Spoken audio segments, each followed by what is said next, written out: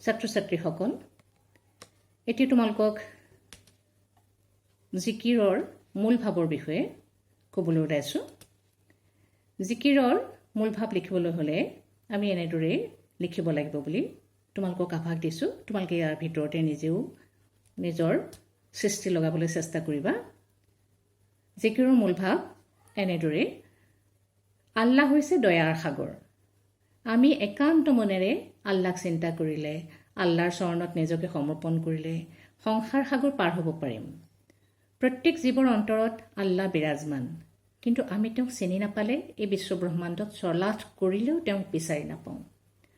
যিজন প্ৰকৃত আৰু সৎ মুছলমান, তেওঁৰ অন্তৰতে আল্লাই বাস কৰে।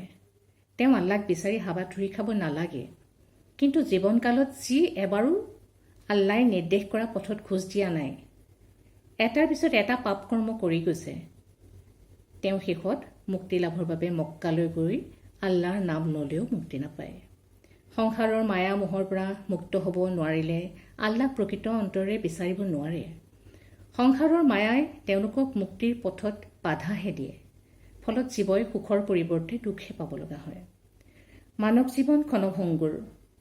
এই আছে এই নাই, কচুপাতৰ পানীৰ দৰে, কিন্তু আত্মা অবিনশ্বৰ। কেৱল দেহটোৰহে মৃত্যু হয়।